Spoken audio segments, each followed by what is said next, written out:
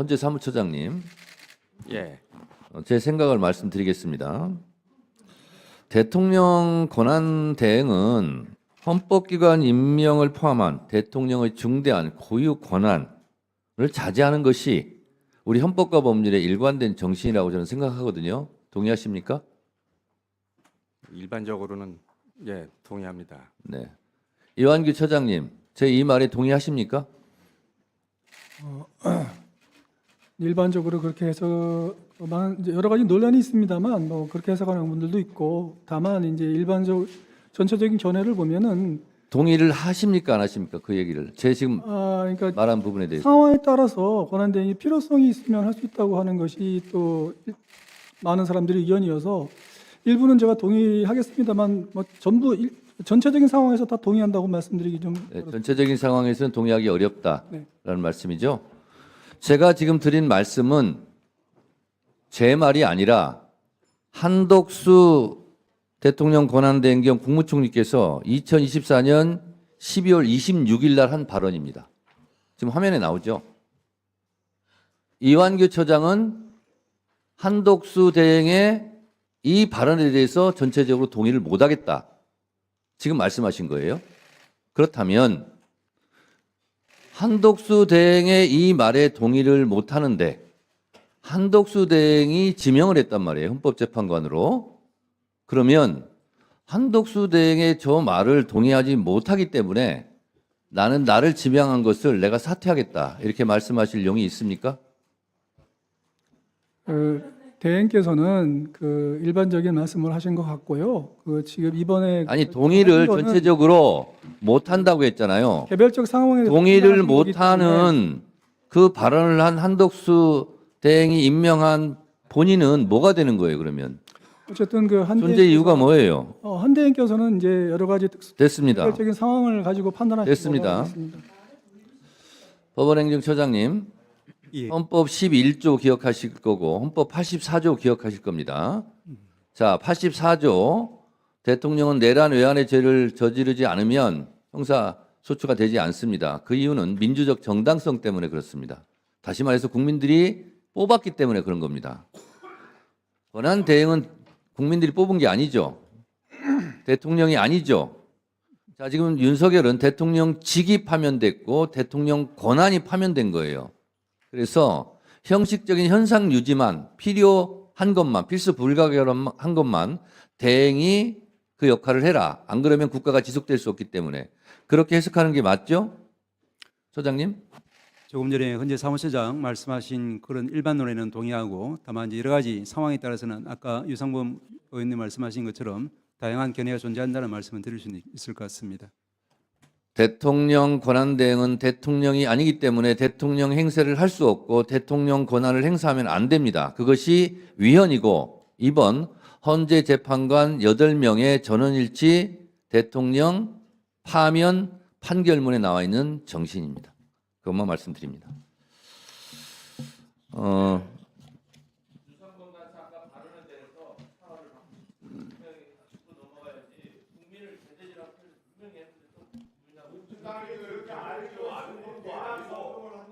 자, 그 부분은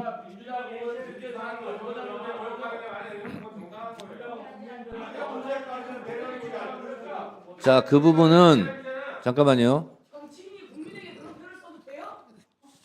제 얘기를 좀 들어주세요. 그 부분은 자, 그 부분은 일단 속기록을 지금 주장이 다르기 때문에 속기록을 검토해 보고 그다음에 양 간사 간에 협의를 좀 해주시기 바랍니다. 자, 더 이상 토론하실 위원님이 안 계시면 토론을 종결하도록 하겠습니다. 이완규 처장님, 헌재 만장일치 판결에 대해서는 이의가 없다 이렇게 말씀을 하셨잖아요. 그 어차피 헌법재판소 판결은 그대로 집행되고 그대로 진행돼야 되는 것이니까 거기에 대해서 다른 그게 의견 말씀드리지 승복한다 이런 뜻입니까?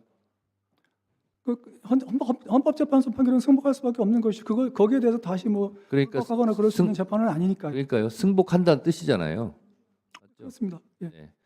이완규 처장은 승복한다고 그러는데 윤석열 대통령은 왜 승복한다는 말을 안 하고 있죠? 그거는 제가 답변할 수 있는 성질의 것이 아니에요. 미루어 짐작하는 것도 없습니까? 저는 잘 모르겠습니다. 예. 아니 궁금해서. 조배숙 의원님 질의하세요.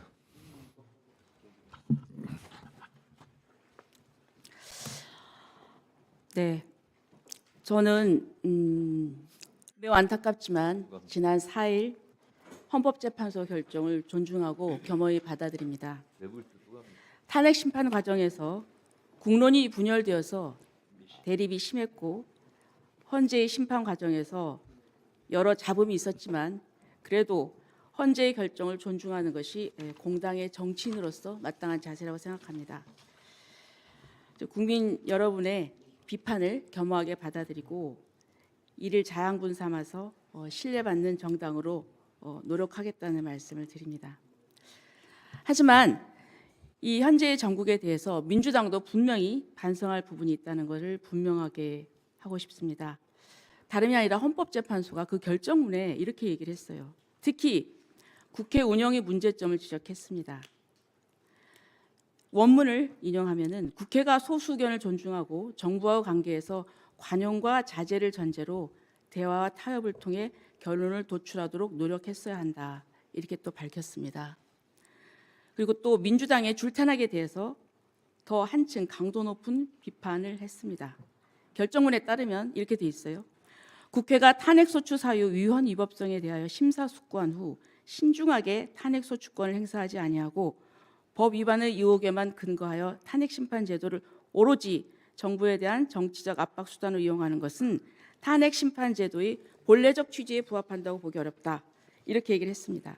이완규 처장님, 네. 1분 한도 내에서 답변 혹시 못한 거 있으면 하세요. 그러니까 뭐 여러 가지 저에 대해서 이제 뭐 이런 저런 여러 가지 지적하시는 말씀은 제가 잘 새겨 듣겠습니다. 잘 새겨 듣겠는데 우리 의원님께서 질문하실 때 저의 그 뭐라 그럴까요, 개인적인 그런 거를 쭉 들으시면서 좀 너무 이렇게 좀 제가 좀 이렇게 개인적으로 좀 견디기 어려운 그런 말씀을 많이 하셔서 그러니까 그런 개인적인 문제는 좀 그걸 가지고 질문을 좀 하지 마셨으면 하는 생각이 좀 듭니다. 예. 물론 제가 윤 대통령하고 대학 때부터 친구 사이였던 건 맞습니다. 그렇지만 지금 윤 대통령이 이런 거에 대해서 뭐 제가 다 책임져라 이렇게 말씀하시는 거는 법제처장으로서 고지하셨잖아요. 법제처장으로서. 자, 제가 언제 개인적인 질문했습니까? 자 마무리 알겠습니다. 해주고요. 본인이 상대하고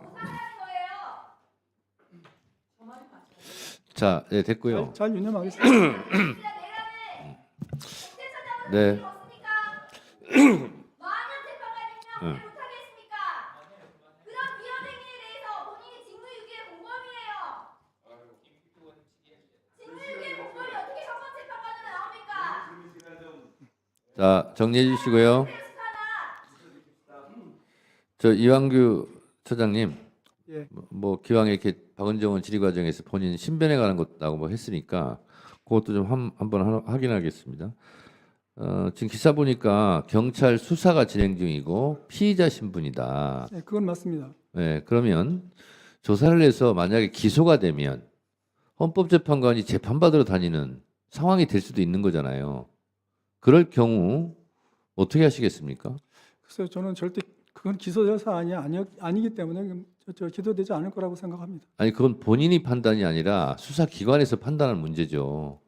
지금 사실은 헌법재판관 지명 자체를 저는 동의하거나 인정하지 않지만 어쨌든 지명자 신분인데 피의자다. 이것도 매우 부적절한 거예요.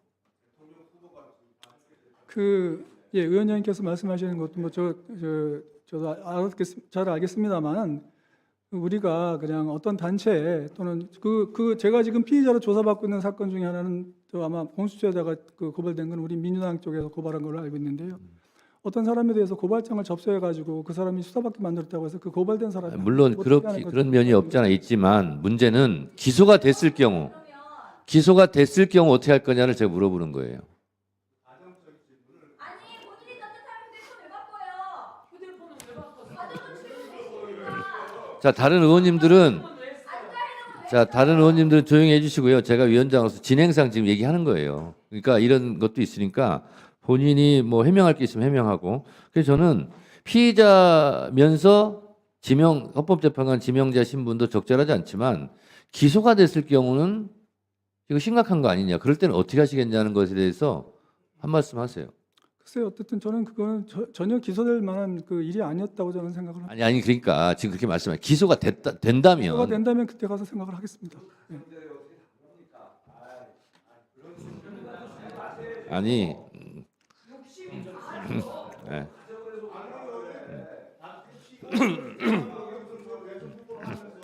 자, 알겠습니다. 내란으로 연루된 거예요. 그걸 과거에 연루된 거예요. 아니 여러분도 과하다고 느끼잖아요. 한덕수가 임명한 게 맞아요? 이게 맞아? 대통령령 답답해. 임명하지 않아야죠. 임명하지 않아야죠. 자, 그러니까 이게 뻔뻔스러운 거지. 위원장의 제지에 따르지 않으므로 마이크가 꺼진 상태에서 충분히 대화들 하세요. 그러면.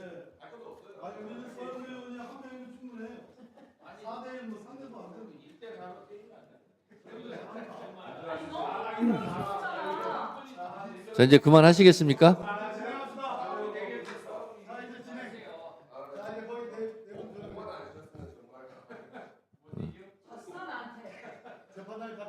네, 김석호 차관님. 네네. 지금 말씀 중에 좀 이해가 되지 않고 어폐가 있는 부분이 우리 장관 대행님 있잖아요. 오른팔 왼팔이 다른 사람 거예요? 오른팔 왼팔이 김석우 한 사람 거잖아요. 대통령은 여러 가지 지위를 갖습니다. 국가 원수의 지위도 있고 행정부 수반의 지위도 있고 국군 통수권자의 지위도 있고 그리고 여러 가지 책무도 다양합니다. 그런데 지금 아까 말씀하신 것은 마치 행정부 수반만 지금 대행을 해서 그렇게 하는 것이기 때문에 적법하다 이런 식으로 말씀하시는 것은 대단히 자의적인 판단이라고 생각합니다. 아니 어떻게 한 사람이 맡고 있는 것을 요때는 요 역할을 하는 거고 요때는 요 역할을 하는 거고 그런 게 어디 있습니까? 대통령은 그런 지위를 다 갖고 있는 거고 그게 지금 다 파면된 거예요. 윤석열 전 대통령한테는. 근데 어떻게 그거를 국가 원수 따로 행정부 수반 따로 국군 통수권자 따로 대통령이 뭐 따로 국밥입니까? 그런 해석이 어디 있어요? 무책임하게. 그렇지 않습니다. 제가 좀 이따 제 질의 시간에 얘기하겠지만 대다수 헌법학자들은 소극적 현상 유지 의무만 해라 이런 거예요. 김석호 차관도 법조인인데 그렇게 얘기를 해서 제가 당황스럽습니다. 자, 그러면 지금부터 잠시만 주목해 주시기 바랍니다. 제가 구독자분들을 위해서 선물 하나를 준비했는데요. 제가 항상 여러분들께 드리는 말씀이 있습니다. 뉴스만 평소에 잘 챙겨보셔도 돈이 되고 돈을 벌 수 있다라고 말씀을 드렸는데요. 여러분들은 여기 보시는 삼성전자 뉴스를 보고 어떤 생각이 드세요? 아니면 정치인들의 뉴스, 날씨 뉴스를 보고는 어떤 생각이 드시나요? 그냥 뉴스만 보고 끝내는지 아니면 이 뉴스를 어떻게 이용할 수 있는지 이 부분을 고민하고 계시는지를 되물어보고 싶습니다. 그 이유가 뭐냐 하면 제가 지난번에 여러분들께 뭐라고 말씀을 드렸었죠? 지금은 반도체 섹터를 눈여겨보셔야 한다고 말씀드렸습니다. 그리고 나서 이런 썸네일들 뉴스를 통해서 많이 보셨을 겁니다. 반도체 내용이 이슈가 됐을 때 부자들은 어떻게 생각한다? 반도체 관련주들은 뭐가 있는지, 어떤 종목이 가장 좋은지, 어디에 투자해야 돈이 몰리는지 자연스럽게 생각한다고 제가 말씀을 드렸죠. 그 이유가 뭐냐 하면 부자들이 봤을 때는 이슈가 곧 돈으로 이어지고 그 이슈가 나에게 돈을 벌어준다는 경험적 확신이 있기 때문에 부자들은 항상 이런 사회적 이슈를 관심 있게 챙겨본다고 제가 말씀을 드렸습니다. 이번에도 마찬가지인데요. 제가 지난번에 시청자분들과 함께하는 주식으로 수익 내기 이벤트를 진행했었죠.